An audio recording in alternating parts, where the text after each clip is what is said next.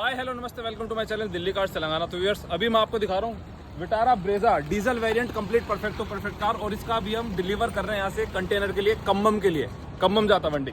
Hi hello నమస్తే Delhi cars Telangana DL5CQ9970 2019 ZDI plus vehicle ఇది. మనం ఆల్రెడీ ఇదే లొకేషన్లో దీని ఫుల్ వీడియో పెట్టినాం.